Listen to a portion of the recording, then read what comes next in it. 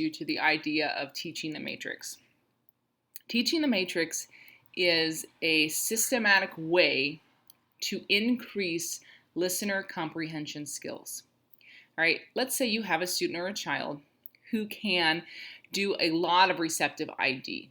All right, they have, let's say, 100 mastered nouns, where if you set out a choice pool of 20 nouns, objects, pictures of different nouns on the table, they will be able to point and identify whatever your target is. So let's say you have on your table a pencil, a pen, a cup, a computer, a notebook, a folder, a phone, and you say touch phone, they've got it.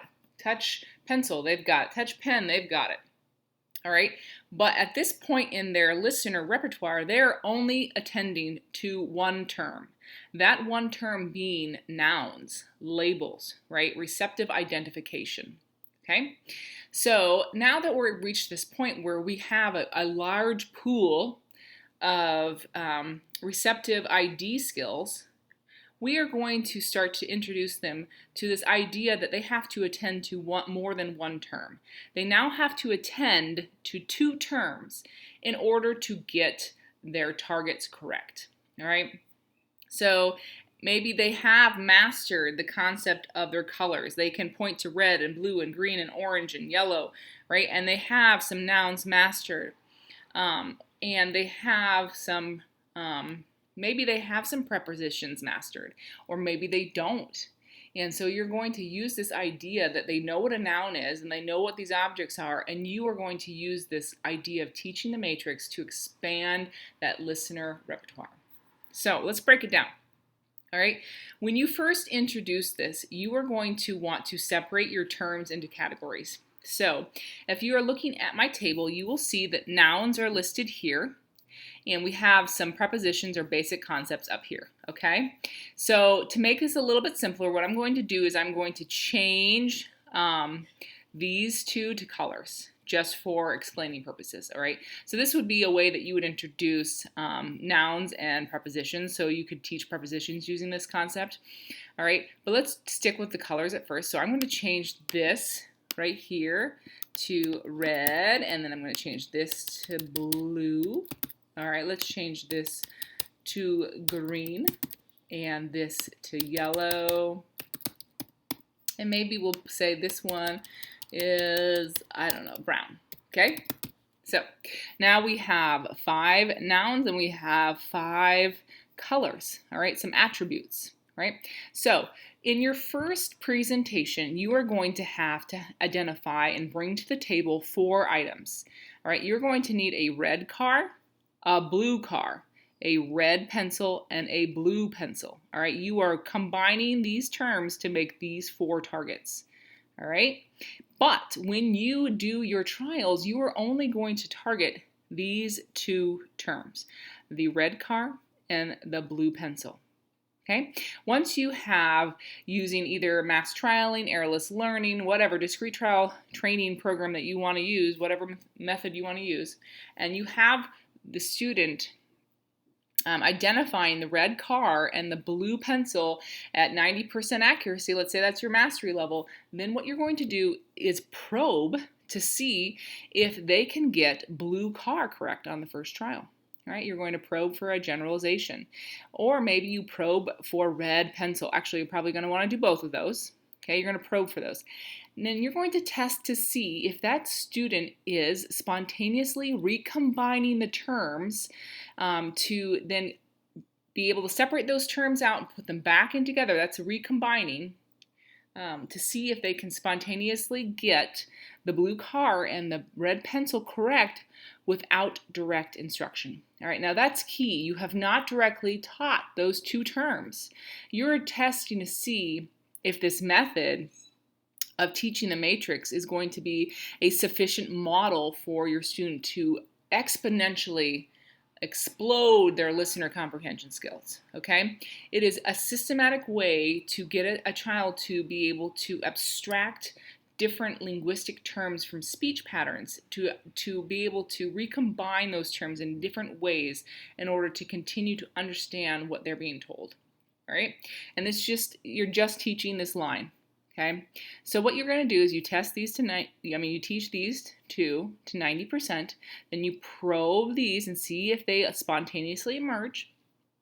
And if they don't, then obviously you're going to want to teach this one, and so all four are at 90%. Okay? And it might take a couple of rounds in order for your student to be able to start to recombine. So maybe you get through this entire table and you've had to do a lot more direct teaching than you thought. But when you do maybe these same terms within prepositions, all of a sudden the student is recombining. And you're like, wow, this matrix actually works. And there's tons of research to show that it does work. So you've done these two, you've done 90%, you probe for these. Maybe they did not emerge, maybe they did. Then you teach this one, just this one. All right, so you can see it's color coded. All these are in black. That's the first grouping. And then you have the red, so that's the second grouping. And then you have the green. All right, you're only going to teach this one, but then you're going to probe to see if these spontaneously emerge, and then you teach this one, and then you see if these spontaneously emerge. And you can see that every time, if you use this procedure, every time you introduce one more term, their listener comprehension, their ability to recombine terms in different ways is going to be exponential, okay? Every time you introduce that new one, now you've gone from 2 to 4 to 6, right? New terms to 8 new terms by just teaching one, right? All of a sudden you have 8 new ways that they can recombine. So this procedure has profound effects if you do it well and do it systematically and actually follow this procedure of teaching the matrix and then probing to see if there's generalization here, okay? So let's say now we've taught the green pen, all right? And then we probe, right? We probe to see if they can get green pencil and green car and blue pen and red pen, okay? And now, all right, they've got 9 and you've only directly taught 3 things. And all of a sudden then you directly teach this one to 90% mastery. You have the yellow phone introduced, and now your targets can be anything, you know, any of these in the choice pool, right? But you're only directly teaching the yellow phone in addition to these others as the new target. And once they hit that 90%, then you test to see if they can do a yellow pencil. Can they do a blue phone, right? And obviously you're going to want to pick out items that you're presenting on your table that really are true representations of a red car and a blue pen and a yellow phone, right?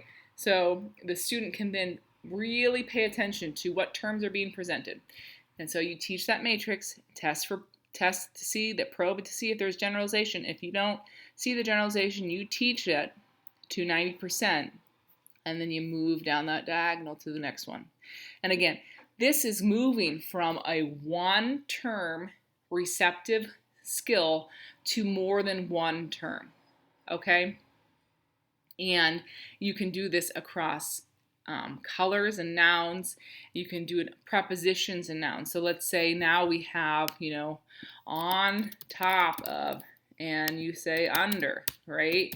And let's say you have a car and a box out there, okay? And the box is the stationary item and the car is the thing that you move. You might have to model it. You might have to actually, you know, show them what on top of is with a physical model or a physical prompt. You might have to show them what underneath the box is with a pencil, right? And then you teach those, you directly do direct instruction to discrete trials to 90%, and then you probe to see, can they put the pencil on top of? Can they put the car underneath the box, right? You're probing to see if these terms can be recombined in new ways without direct instruction.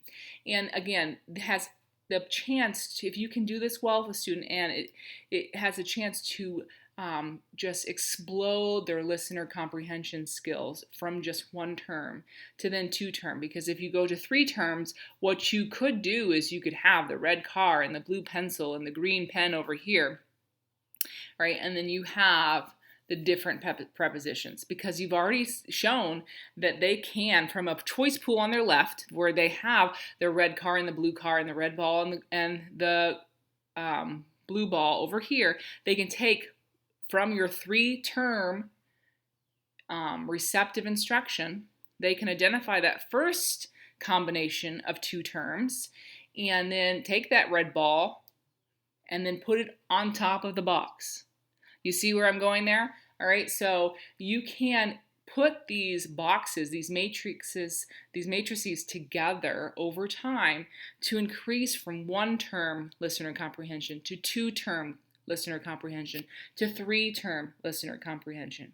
All right, so that first matrix has the recombination of nouns and colors, and they're working through almost an assembly line of steps in their discrete trial, where on the first choice pool there on their left, they have to choose from a red ball and a blue ball and a red car and a blue car the appropriate thing that you've said, the two-term item. So you said pick up the red car and put it on top of the box, and so they have to pick that red car from that choice pool of four things and then appropriately place it on using your prepositions.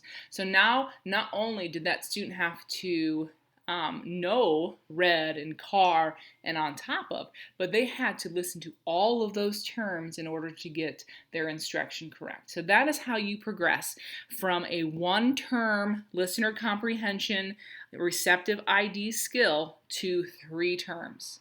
All right, so again, teaching this matrix, using this procedure is very important as you try to expand listener comprehension skills in students who are lower functioning, who learn through discrete trial methods. But it can be a really awesome way to teach and to explode their ability to recombine terms and be able to not have to teach every single combination of those different terms at the table. All right, I hope that you understood how to teach the matrix and that you might start to apply this in your teaching. Thanks for joining me.